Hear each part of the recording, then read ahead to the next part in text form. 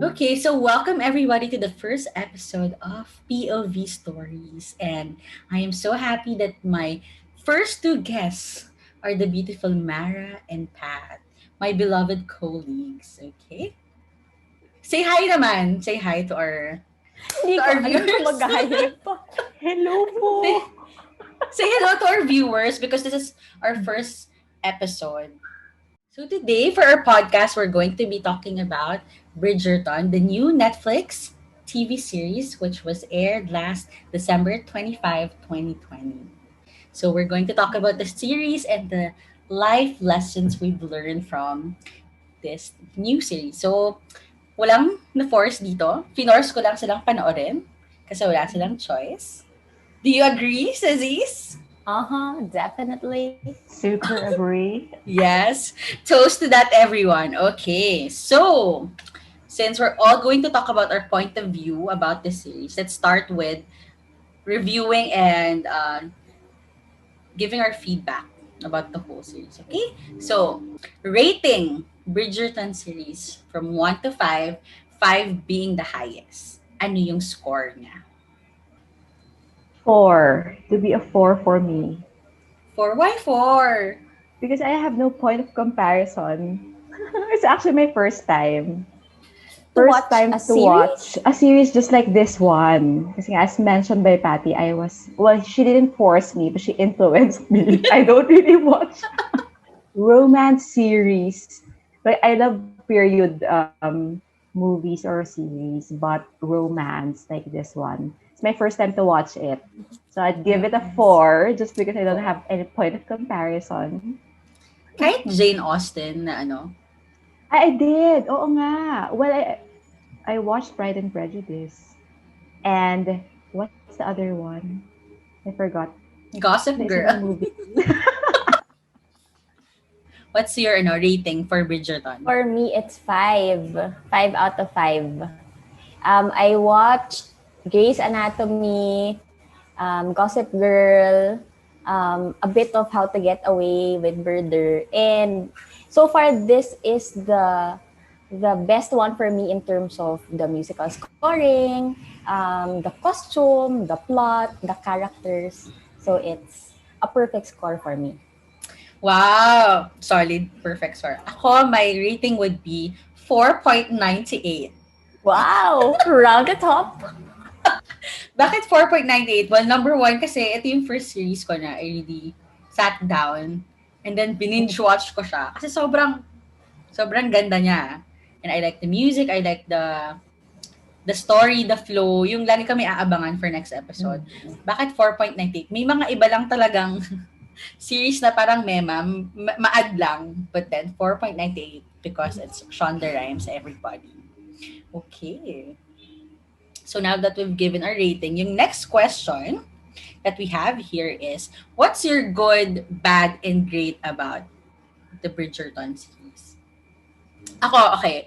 I'll start. So my good would be that the series was diverse. Kasi I love that, number one, the queen was black. Diba? Yung si Queen Charlotte is black, African American. And then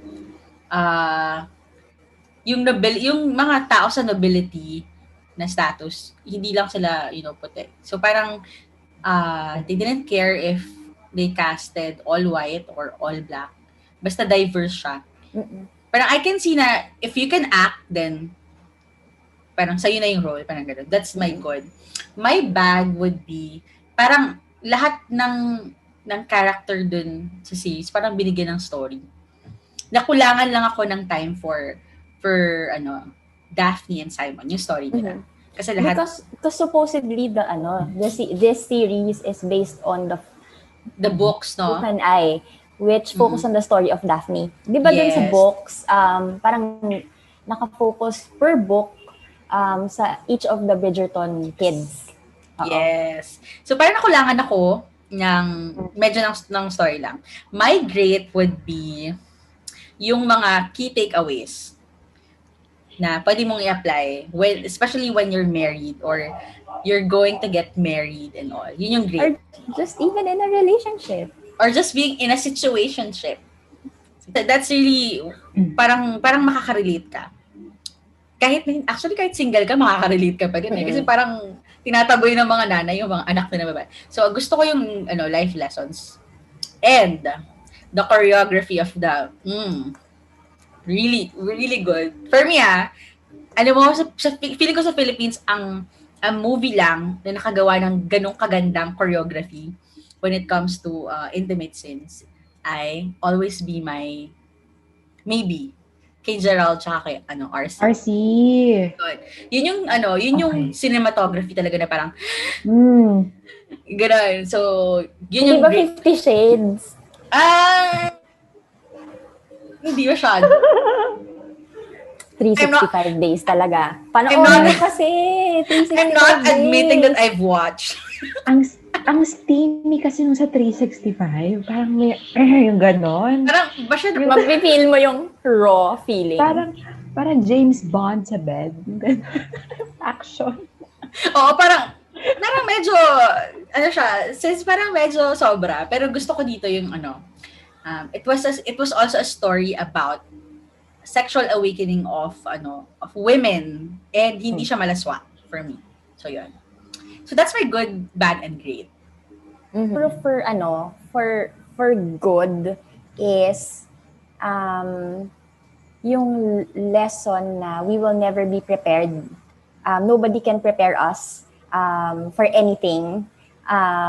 We just really have to go through the motions. Tapos learn from the experience itself. Like kung ano yung nangyari kay Daphne when she got married, then biniblame niya yung mom niya na she never really prepared her for married life. Parang more on the basics lang. Pero the actual problems, marriage problems, ano ba talaga yung issues kapag may asawa ka na, etc.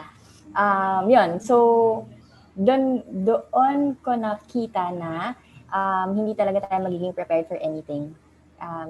Kailangan lang mag-take ng plunge. Just go with the flow. Tapos, yun. You'll learn from it naman. Bad. Wala pa naisip na bad. May bad ba dito? Si Lord Featherington. Bad siguro is yung thinking at that time. Kasi di ba Regency era yun? And during the Regency era, marami talagang gossips. Yun yung way siguro nila of passing time. Pero naka-affect kasi yung mga gossip sa pagdi-deal ng mga characters sa own personal problems nila. Masyado silang wrapped dun sa idea na may someone na nagnanarrate ng buhay nila, like si Lady Whistledown. And focus tuloy sila na maganda yung isusulat ni Lady Whistledown about them sa next na article about The news article na, yeah. Instead of them living na lang their own lives, parang following ko ano yung magpapasaya sa kanila, like what Anthony did. Pero yun yung bad for me. Masyado sila nagpa-affect sa external factors. Great! Madaming great! I can't pick one! Sige, great na lang siguro for me, in general, would be the batuhan ng lines ni Daphne and ni Simon. Yes. From the very beginning, kitang-kita how their relationship progressed, how they fought for each other kahit hindi halata, how they tried to keep their feelings to themselves. Pero wala talagang love nila yung isa't isa, tapos lumabas na siya. Malabas talaga Love siya. can conquer all. Yeah. And then hanggang sa yung more serious na problems nila when they got married, kasi during the first stages of the relationship, hindi talaga sila naging honest with each other. Good for me is pinakita doon yung tradition during that era or that period. Kasi nga, if you're watching a period drama or a series, you would want a glimpse of history, di ba? Ako kasi ganun ako pag nanonood ako, I want to learn something from it. That parang I'm watching a book, a history book. So somehow, I was able to see or to know kung ano ba yung mga tradition ng mga families, from tradition sa marriage, tradition as being the oldest or the eldest daughter or son of the family, up to the tradition ng ano ba yung responsibilities ng head of a house, ng mother, and so on. So yun. Yun yung nagustuhan ko about it. And then, great would be yung values. Kasi when I started watching it, expectation ko, love story lang talaga to, ganyan, romance. But, syempre, di ba, if you got to watch the series, it's also about family, it's about honor, it's all about respect as well as society, how you treat people, and so on. So, ano siya, play of values and hindi lang siya focused on the couple, na si Daphne and si Duke. So, yun na. Okay. Bad would be, I don't know if may mag-disagree with me, but somehow, it's the musical score. Sorry. Okay, I love sige. that for every scene, di ba? Meron siyang accompaniment ng nag-violin and all. So, musical, ano siya, ang tawag ko? Hindi pa walang lyrics. Yung parang instrumental? Instrumental. Sorry. Yung instrumental siya. So, parang nag-iiba yung mood, di ba? Sabi ko nga, habang nanonood ako, parang feeling ko, nasa reception ako of a wedding or a debut. Parang ganun siya. Pero nga, since ako kasi, pag nag-watch ako ng mga period series or movies, gusto ko kasi into it ako, lahat. Masaset yung mood ko.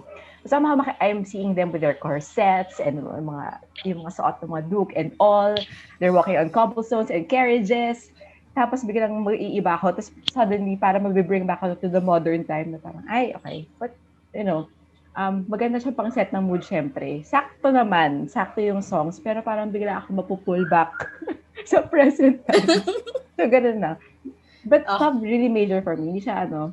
Hindi siya deal breaker, kumbaga. Wala kasi ako maisip na bad eh. So, yun na yun. So, parang, dahil wala ka maisip na bad, kailangan may malaglag. Yun yung pinaka-off. That's the pinaka-minor na yun. What do you think about the music they use in the series? I I love the gusto ko na, tumusunod ka sa outline natin. But, what do I think about the music? It's really, gusto ko siya. Out of all the music they used for the show, ang ayaw ko lang doon is yung Girls Like You ni Maroon 5. Yun lang yung hindi ko na gustuhan na nasama. Feeling ko lang na hindi lang siya bagay na iilagay. But gusto ko yung una pa lang, di ba sabi ko nga na parang pinatugtog yung Thank You Next ni Ariana Grande. Tapos sabi nga ni Rap na parang, uy, doon ko na isip na parang, ganda, na ano nila, na mash up nila with, Regency period. Gusto ko rin yung mga tugtog during the time na it's burning the kasi talagang actually mostly it's the music that made me want to watch the next episode. Most especially yung episode 1, yung first time nilang mag-dance. Yung nag-waltz silang dalawa. Feeling ko ako yung wino-waltz ni Simon Bassett doon. Kasi that's me, parang ganun. So, I like the music. Except for the Maroon 5. Hindi ko lang siya feel na bagay. Yeah, ikaw, Pat? Ako, na-enjoy ko siya. Open kasi ako sa different genres ng music. And bihira yung music na hindi ko na-enjoy. Depende siguro sa mood. Pero when I was watching the series, parang for me, nag-fit naman. Hindi siya yung traditional na kapag luma yung setting, luma din yung music, or hindi mo na maiintindihan kasi galing kala Mozart, hindi mo alam kung anong klaseng kanta ba yung ginawa nila. Pero relatable siya, which made the series more fun for me. True. Ako sige, to add a bit of positive in it put a twist. Pero nga, me as a viewer, iba yung naging dating sa akin. Pero I would agree with Patty. Dun sa, may mga scenes kasi na hindi modern yung songs, but yung music mismo, sobrang bagay dun sa scene. I wouldn't describe the entire thing, but yung scene na I burn for you, the scene, yung music doon sobrang bagay. Parang ang fluid niya na. Perfect. Sobrang bagay niya. Favorite scene ko yun.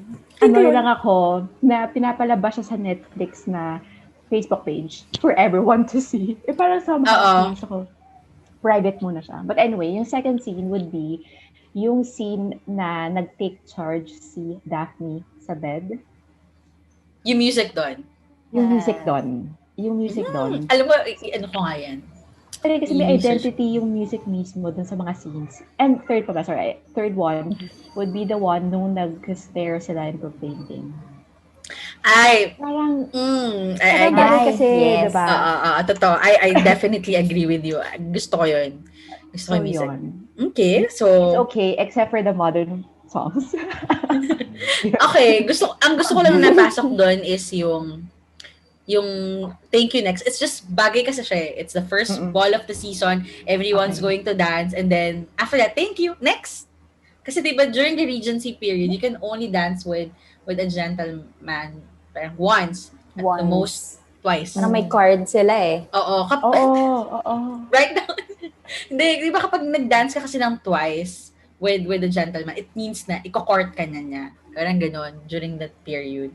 Pero, agree, gusto ko yung nasabi ni Mara na para for Daphne and Simon, meron talaga silang certain music na talagang mag-identify mo sila, which was validated by the executive producer. Sinabi naman niya na talagang yung may mga music doon na ginamit nila to identify na, si Daphne and Simon. Okay.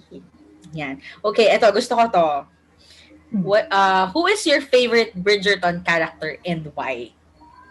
Wants to go. Kailangan ba from their family or hindi naman? Hindi, kahit ano. Burbrook? Do you like Lord Burbrook? Okay, si Eloise gusto ko siya. Pero kung ako yung tatanungin na mag-play ako ng role doon, ako Lady Danbury. Lady Danbury, clap back everybody. Yeah, Hindi mo naman alam kung ano siya sa society. Oo, pero ang powerful niya. Diba? Yung Sino parang, ba, girl? hindi siya nagpapabully. Even sa tatay ni Simon, diba? Parang, ako, okay. More than Eloise, ako, Lady Danbury. It's just that, alam mo kasi yung niya eh. Alam mo kasi yung reason kung bakit siya naging ganun, diba? Sinabi niya kay Simon when he was young, na parang, she sharpened her wits, her wardrobe, her personality, and so, ako, Lady Danbury. Sobrang parang empowered woman. Okay, kayo. Total, Mara, sinabi mo naman na, edi... Sige, go next. Support mo na si Eloise. Ako si Eloise talaga. Somehow, na-identify ko, if not kung sino ako, kasi yung gusto kong maging. Sobrang na-mirror niya how she wants to fight against tradition and what is expected for her, and how she wants to pursue what she really wants. Para kasing rebel siya, but at the same time, she still respects the family, she still respects the tradition. Diba, when she went, when she went to one of the balls, diba, kahit ayaw niya talaga to put herself out there, she has to, and it shows her respect and her obedience to her mom. Pero at the same time, hindi mawawala sa kanya na parang, okay, ito pa rin yung goal ko. Somehow, siguro soon enough, I will be able to create my own adventure and all. Another thing na gusto ko sa kanya and how she treasures her friendship with Penelope. Which is my favorite character. Okay. Kasi nila, na doon mo makikita yung friendship outside of her siblings. Makikita mo na gustong-gusto niya yung person and all. And yun. Plus the fact na parang medyo may pagkaano siya, Nancy Drew-ish. Talagang pinipin down niya at sobrang interested siya to know who, Lady Whistledown is. Ako, ang favorite ko talaga si Pen. Pag iniisip ko sa Bridgerton kids, ay sa side nila Daphne, wala talaga. Sa guys, wala. Parang si Pen talaga yung pinaka-relatable for me. Bakit? Kasi parang ang totoo lang nung character niya, yung feelings niya na nag-grow for Colin. Ay! Pwede ba yun sabihin? Oo naman. Ano ba to? Post Bridgerton naman to, di ba? Meant to watch after watching Bridgerton. We expect na gano'n yan. Na gano'n. Yun, kung paano nag-develop yung feelings niya for Colin, na till the very end, she's still fighting for her feelings for the guy. Kahit hindi hindi ako agree sa ibang ways niya. Like dun sa ginawa niya ng dinner, na parang kinokontra niya yung mga plans nila ni, ano ulit yung pangalan ni girl? Ni Marina girl na Thompson. nakatira sa kanila. Si Miss Marina. Marina Thompson. Oo. Yun lang, medyo off lang yun. Pero gusto ko yung way kung paano niya nasusupport, paano siya nandun for her family, for Eloise. And yun nga, paano niya dinideal yung feelings niya for Colin. Aside from the fact na, may revelation towards the end of the series. Yeah. So now that we've discussed naman yung favorite ngayon, sino yung sa Bridgerton character, yung most likely magiging best friend nyo in real life? Yung talagang, barkada tayo, parang gano'n. Definitely not Daphne for me. Definitely. Oo. Masyado kaming opposite. Ako si Pen. Feeling ko lang magkakasundo kami. Opening up secrets that you'll never know. So yun, ako Penelope. It's just that feeling ko match yung personality namin. Sige, sino? Jack and Ako Poy kayo. siguro si Eloise din. Barkada kayo ni Eloise. O kasi feeling ko maintindihan ko siya. Hindi ko lang alam kung maintindihan niya ako. But I understand her. I understand her. And I think I'll support her. Yun eh. And I would join her sa mga many adventures niya and sa mga pursuits niya in life. Mm-hmm. I think ang magiging friend ko in real life is si Sienna. Oh, the girl of that's unexpected, ah. Mm-hmm. Hindi, ano ba? Kasi, well, fine. During that time, iba talaga yung regard nila sa standards ng society. Pero si Sienna followed her heart. Alam niya na walang patutunguhan yung relationship niya with Anthony. But still, it made her happy at that time. So she did it. Pero, well, maraming mga nangyari after making that decision that led to them breaking up. But still, hands down kay Sienna, bet ko talaga yung mga decisions niya in life. Among all the Bridgerton male characters, who would you most likely to go on a date with? Okay, I'll go first kasi baka makuha yung answer ko. I'll go with Benedict. I will definitely... I will ulitin! I will definitely... Pwedeng ulitin. Pero ako, okay. Benedict Okay. Dalawa na lang. Okay, game. Okay. Kailangan, you have to defend kung bakit siya. Ako it's just that si Benedict is, pareho kami creative. Free-spirited yung thinking namin. Pareho kaming mahilig sa mga arts, mga arte, mga ganyan. Pero I would definitely date Benedict. Siguro. Pero kung may second, I would go with with the Duke of Hastings. Ano ba yan?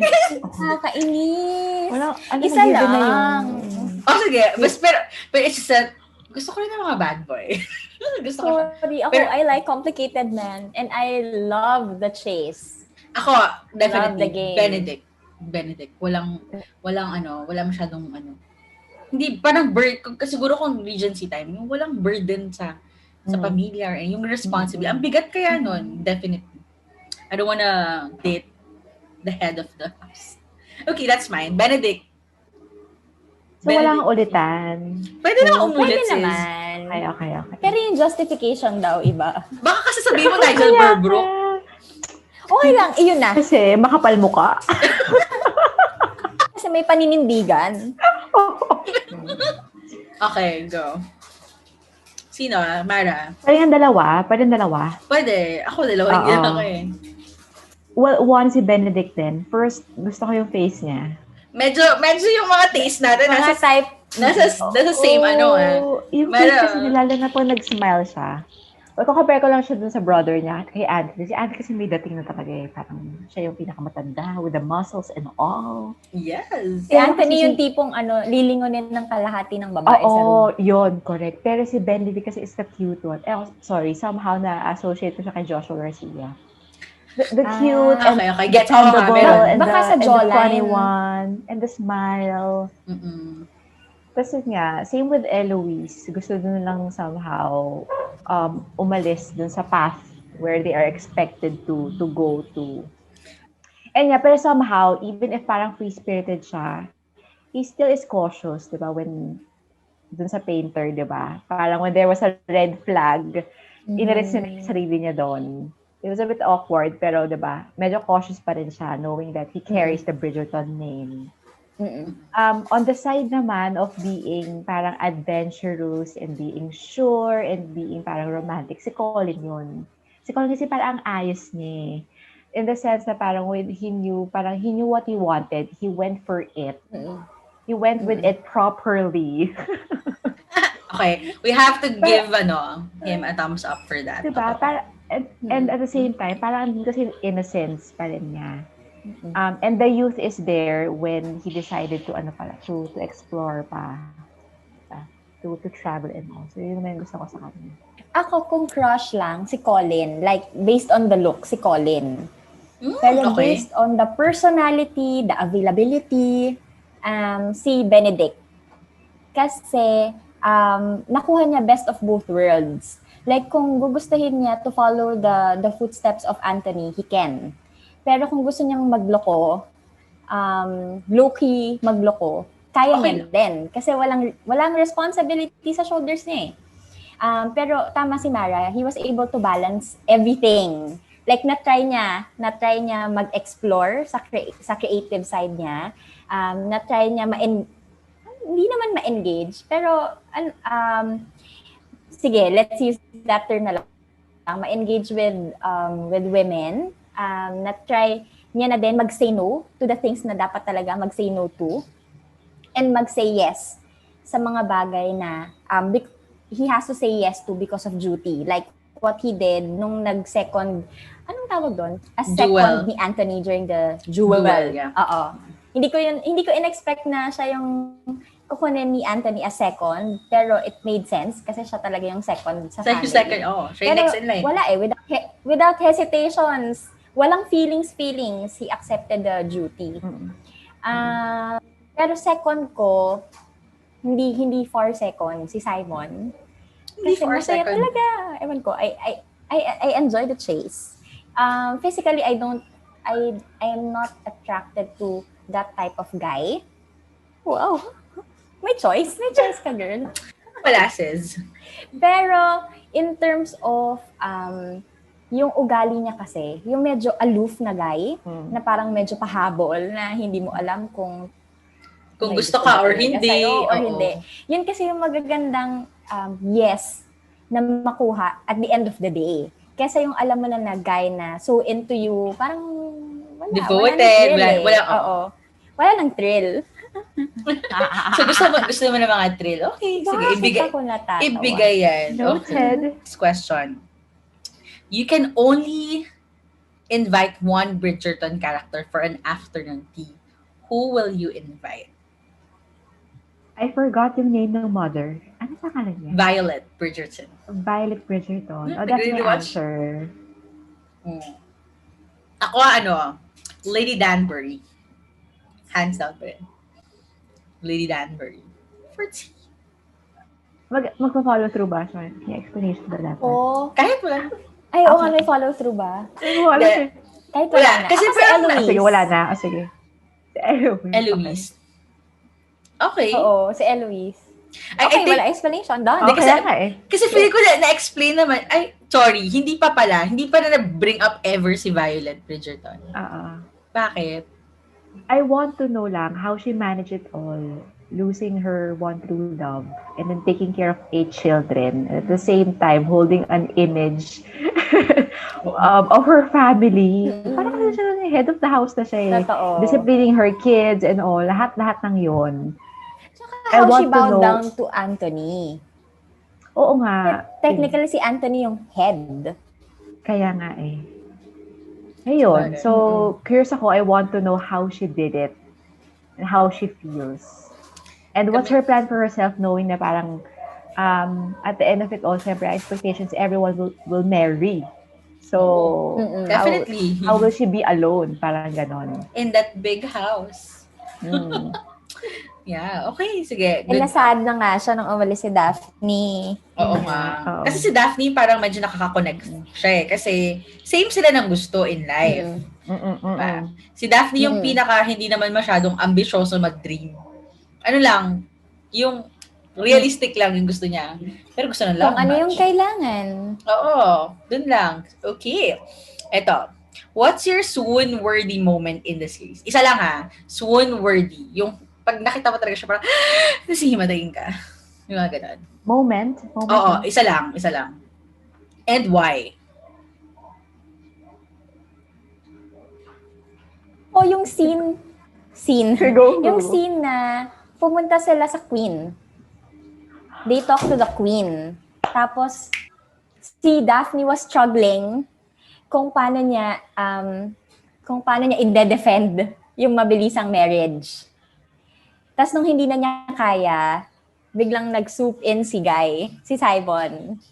And yung mga lines si Simon doon, Swoon-worthy. ako na lang po si Daphne. Sana all Daphne. Sana all Daphne. Ang haba ng hair niya doon talaga. Totoo. Sana all. Ikaw, Mana, what's your swoon-worthy moment? Ako yung dun sa scene sa painting when they were staring at it. Okay. It was silent, it was calm, pero parang doon mo makita yung early stages of romance. Ako siguro nakaka-relate ako ng sobra. The moment you first touch hands, kahit hindi yung sobrang intertwined, pero yung electric feeling, na parang wala pang established, wala pang naaamin, walang confession in anything, but you just know, tas doon talaga nag-speak yung body language talaga. I agree, Mara. I love it. Parang what brought you into that motion is how you connected at that time. Na sobrang unconsciously nagagawa niyo na pala siya. Because parang what you want, since nagkakaintindihan nga kayo, diba, si Daphne was explaining her feeling, na because of your connection na nabibuild niyo, it moves you closer to the person. Parang you somehow want to be closer physically to the person. Parang gusto ko siya. True.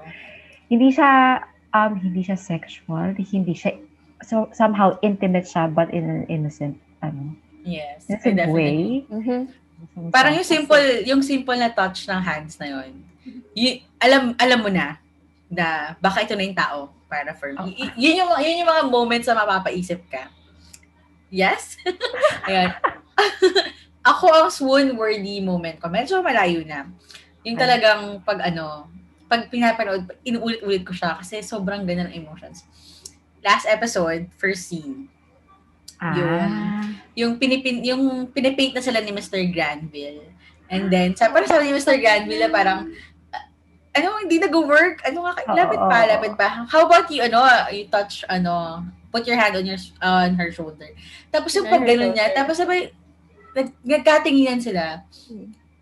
Parang alam mo yun na parang, and then yung sinabi niya na parang, my word, the very picture of devotion. Yes. No words, you just know na he is still the one, she is still the one. And what am I doing with my life? Parang ganon.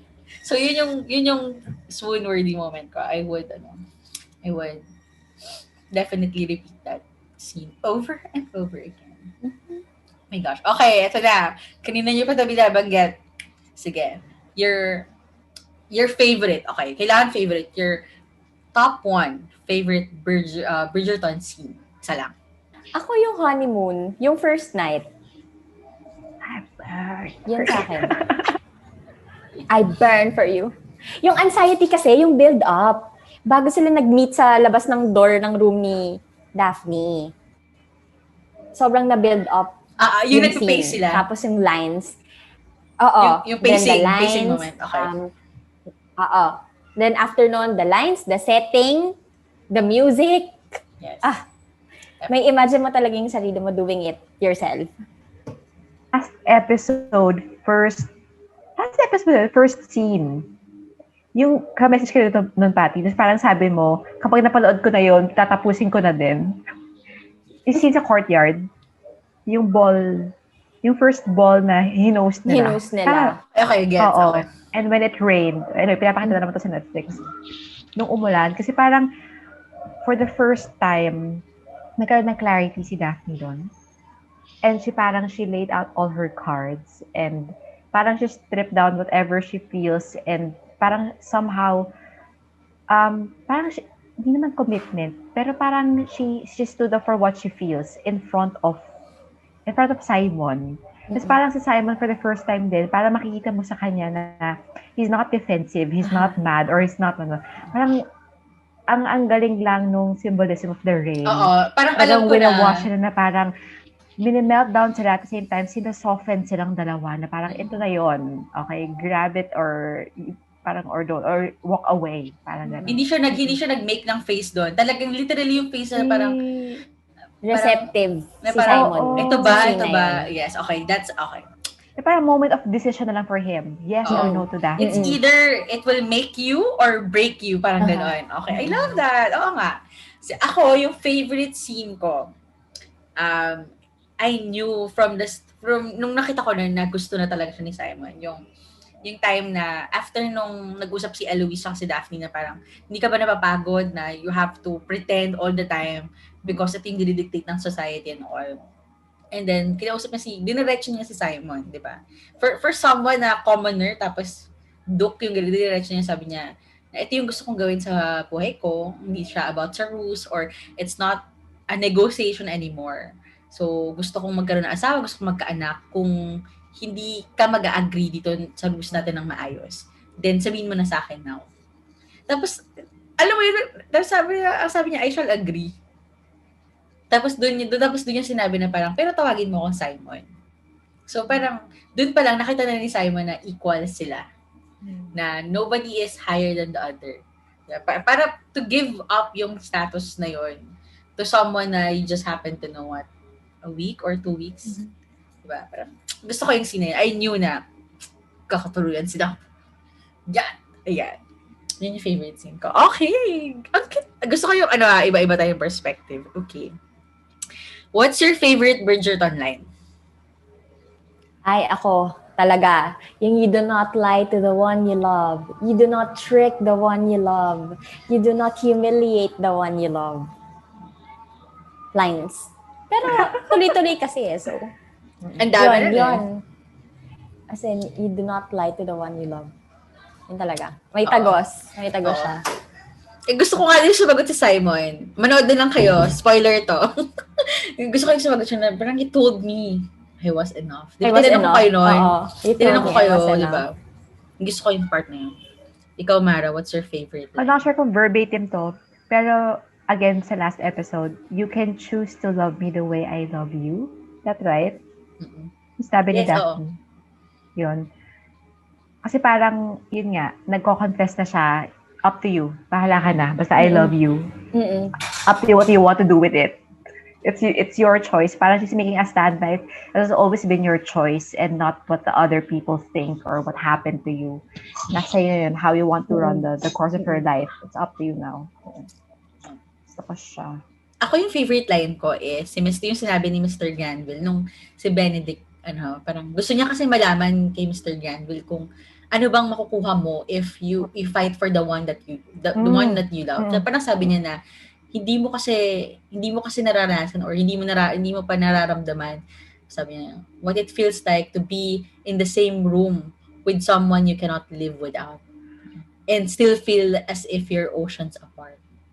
Yun. Kasi it's a line that reflects everybody's relationship. Diba? Same with Anthony, with Sienna, with Colin and Penelope, diba? Diba? Parang lalo na si Simon and Daphne, parang you're in the same room but then you don't know. Bakit ganun yung feeling? Feels like we're oceans apart. Everybody. So yeah, that's my favorite line. Ano yung mga scenes na na tumagos sa inyo? Yung scenes na napaiyak kayo? I'm sure meron. Dapat meron na. Medyo teary-eyed ako dun sa scene na tinanong ni Daphne si Simon kung anong mas important na vow sa kanya. Kasi diba he made 2 vows. One sa dad niya, tapos one kay Daphne. Yun. So So yung mga happenings sa scene na yon and yung question, which vow is more important. Hindi siya verbatim, pero parang kung ano yung mas important to Simon. Ako gusto ko yung naiyak ako dun sa scene nung episode 7, last scene. Yung nagka-period. Una sa lahat na-bother ako kasi walang modest sa Regency period. Diba? And then they both knew for a fact na that's it. This is it. Parang deal breaker nito. Kasi feeling ko both sila hopeful na parang, okay, sana magkaanak ako kasi mag-stay siya eh. Tapos siguro si Simon, sige na nga magkaanak nito kasi gusto ko pa mag-stay. And then, nagka-period siya. So, doon ko na-realize na parang, that's it. Parang ganun. Ang hirap magbuntis. That's it. Okay. Ikaw, Mara. Ako, very short lang. Yung moment na, forgot niya kung anong episode, pero latter part na yun. Na papunta si Duke to the fighting match ng friend niya. Tapos nagkasalubong sila ni Daphne in one of the corridors or rooms. So, parang it was a moment na Daphne would still want to try to reach out. Tapos, nag-walk away lang si Simon.